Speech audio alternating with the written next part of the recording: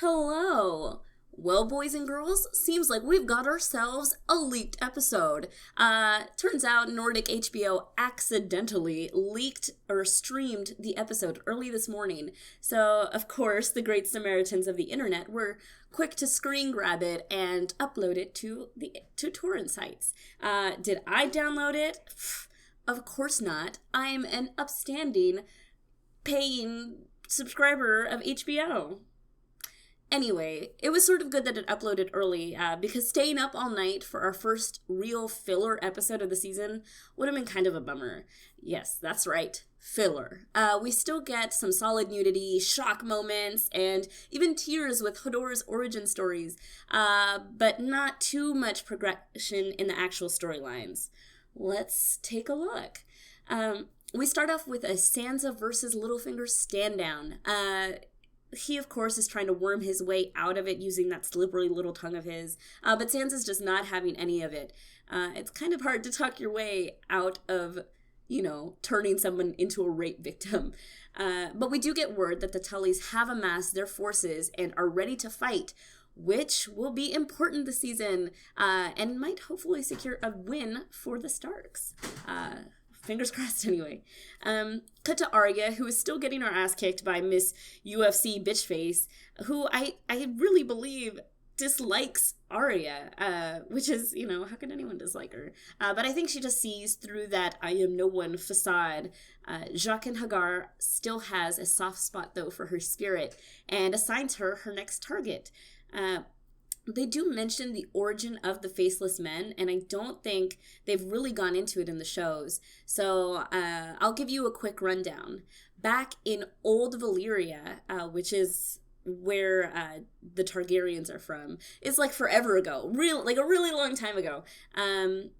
There had slaves work in these extremely dangerous fire mines. I mean, crazy dangerous. Like the fire or the walls were really hot. The floors were so hot sometimes that they would burn through the souls of the workers. There were sometimes, mine through a wall and searing hot lava would come out and just a lot of people died. They even talk about how there was killer earthworms, fire worms that would swim through the soil like fish in the water. And these also ate people. I don't know. Tremors? Anyone? The tunneling that these worms created also caused a lot of cave-ins, causing even more people to die. So all in all, it was just a miserable life for anybody that worked in the mines. Soon there was one slave that stood up and was like, I'm not having any more of this. He saw somebody suffering and gave him the gift of death. So he killed another slave in order to free him from his suffering, to end human suffering. And that's how it started. They would kill each other pretty much just to give them peace, and then finally they realized that they could give the gift to other people, like the masters, and that's technically giving the gift to end that suffering, making sure that nobody else has to suffer at the hands of that master, the slave masters. And pretty much they became these insane assassins that in the end founded Braavos, which is where they are right now. And so it began. They are literal dealers of death, servants of death. And they're impartial, as we see next when the target turns out to be a really normal lady who hasn't done anything bad. She's an actress. The play they are putting on must have been really hard for Arya to see, because not only are they making fun of her father's death, but they're misrepresenting it entirely. We all know how it actually went down, so it was kind of annoying to see that it's being advertised as different elsewhere. Then it turns out that the actress who is playing Sansa just wants the old lady dead for no reason other than jealousy, and Arya doesn't seem to be a big fan of this notion.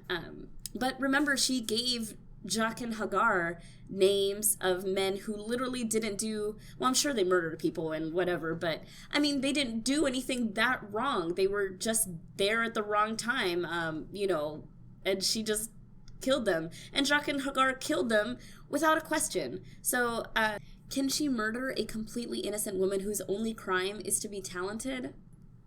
I don't know. She had no problem knocking out that old guy back when she was with the Hound, but she did stop him from being murdered. That particular action did end up biting her in the ass, but in this situation, it's different because she has nothing to fear from this woman. Well, she might, but I don't think so.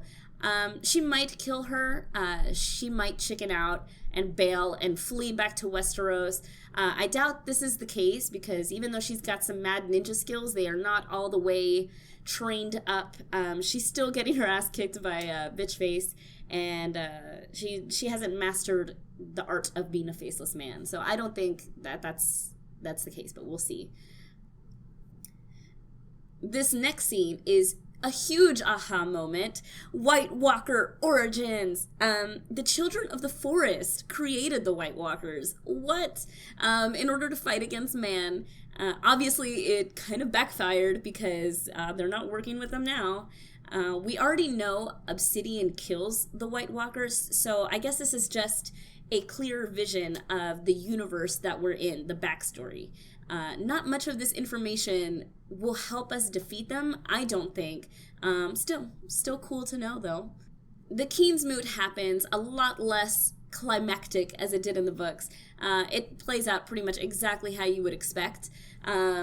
These men are just so predictable. They would rather gravitate to the strong foreigner who murdered his brother and bullies people rather than like a super overqualified woman. But it makes sense. She didn't exactly rise out of a pyre with 3 dragons, did she? Speaking of, this dude actually thinks he's going to seduce good old Daenerys, which is hilarious to me because we all know how easily Daenerys just destroys any masculinity people have. I can't wait to see that standoff go down.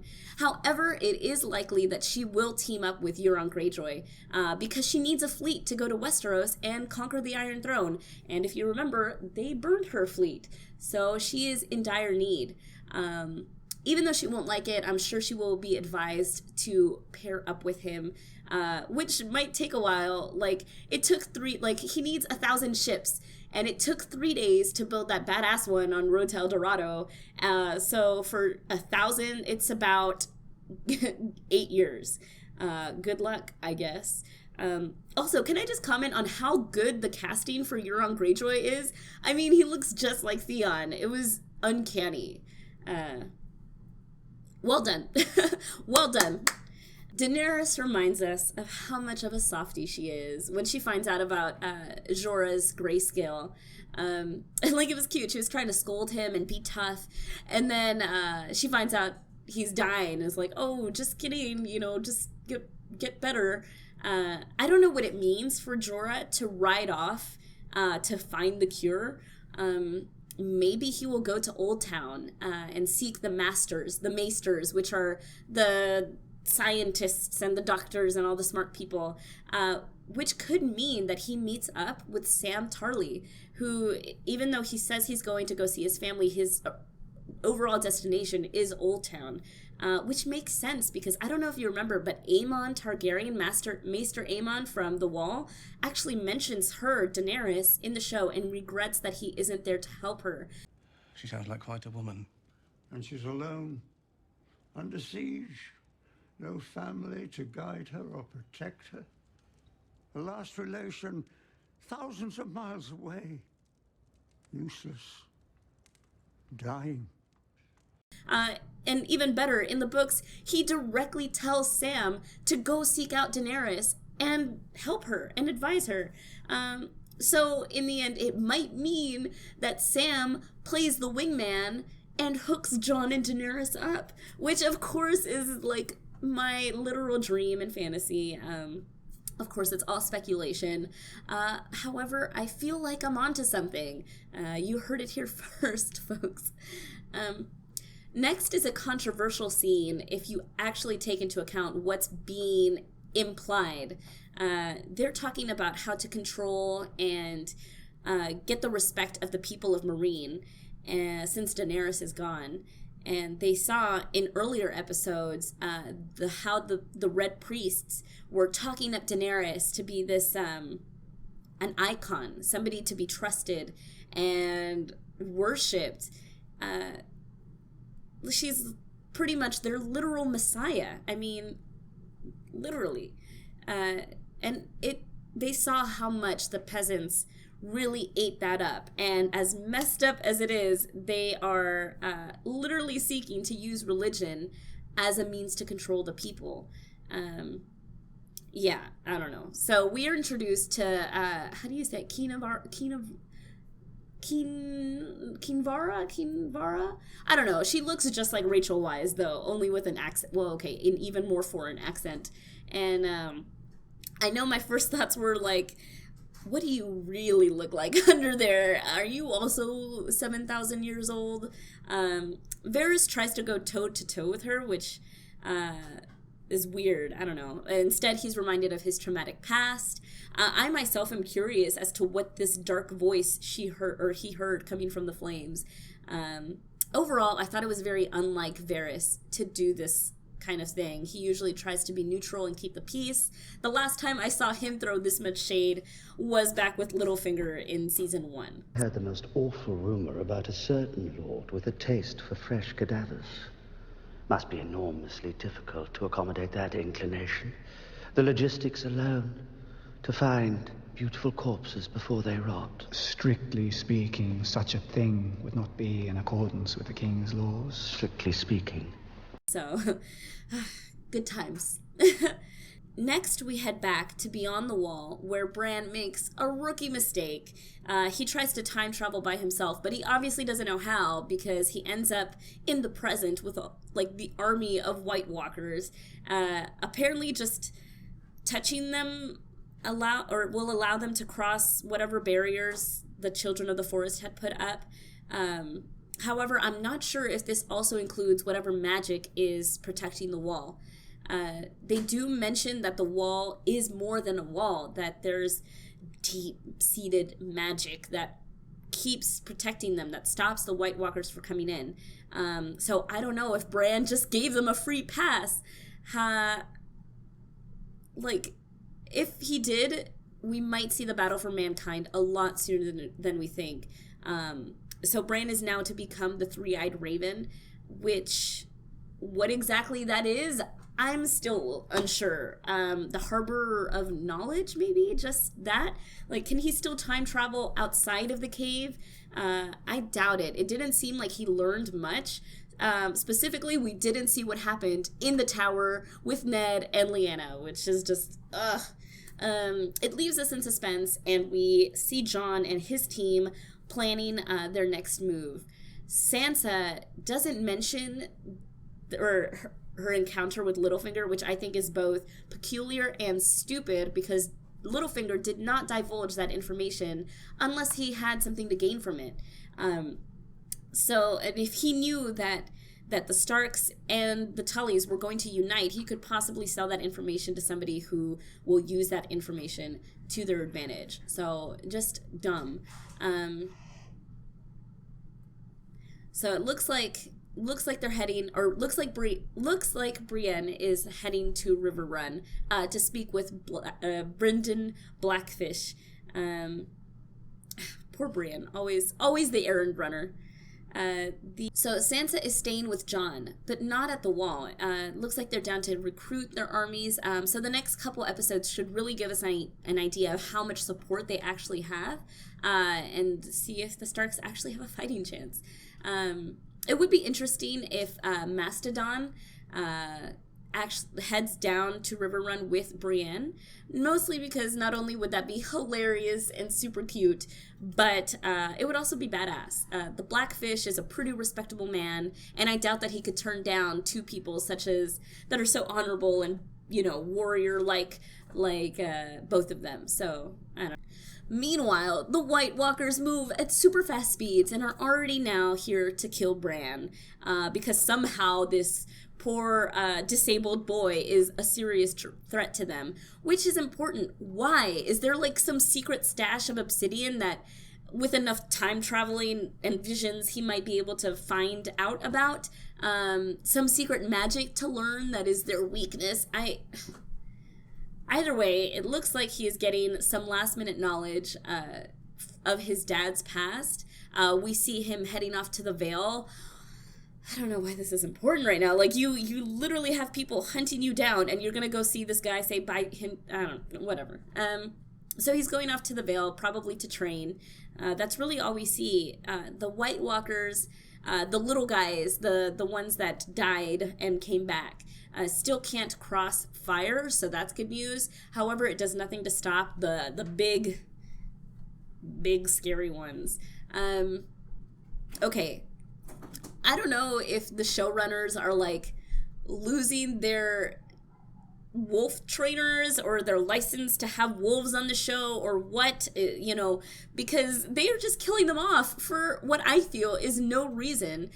We lose Summer, and so all we have left now is Nymeria and Ghost, and Nymeria should probably have something to do with the rest of the show. We'll see if they decide to delve into that aspect of it. I don't know, it's stupid. And another stupid move, the Child of the Forest stays back with her little firebomb, which I'm pretty sure she probably could have thrown and gotten the exact same effect. Either way, the things are still chasing them in a very orcish manner. I don't know if you remember the Mines of Moria, but that's exactly what it looked like. It was... Yeah, this next part doesn't make sense to me at all, and I was a little upset with it. Like, okay, so he had already possessed Hodor, like his eyes went white and everything, and he was moving and he was running with them and getting them out, and he's holding the door, and I don't, like, why did he have to possess him in the vision? I mean, he'd already had him under his control. Why did he possess him again? And like did he just do it by accident? Just look at him and accidentally, I don't know, possess present young Hodor? So meanwhile, Hodor is dying while holding the door, and there was some glitch, and now that's all he can say is hold the door, Hodor. I don't know. It was just super depressing. It's Bran's fault that Hodor is the way he was, which is, I don't know. That's some heavy stuff. Yeah. Not only did we lose our favorite character in Hodor. I mean, come on, he's Hodor. But Bran has also lost not only Hodor, who are his legs, but Summer, and both of those were his main vessels as far as the warg thing goes, possessing. He has expressed discomfort when possessing other living creatures. Okay, not to mention that the White Walkers are right on his tail. Obviously, Meera is gonna get tired. Both of them are gonna get tired. They're gonna need to sleep. Things that White Walkers do not need. Realistically speaking, they would catch up and they would die. So they better hope that they are close to the wall, specifically the Night Fort, which we know there's a passage down there to lead to the other side of the wall. And if there's still that magic there holding back whatever creatures may be trying to come in from the other side, then that's their best bet. I personally don't see us losing Bran without him reuniting with somebody down south to share his knowledge. If so, it would mean that his storyline was a complete waste. More than likely, the barriers will hold. Maybe there's still some magic that he didn't ruin with that. And he will make it to the south, to a Weirwood, and time travel vision some more. Perhaps he can come upon some wildlings to help him escape. Time will tell. Anyway, those were just some of my theories and speculations on this episode. I hope you found it informative. If not, at the very least, it was relatable. You can find me on Twitch, Instagram, Twitter, and of course, if you approve of this content, hit like and subscribe, and I will see you guys next week. Bye!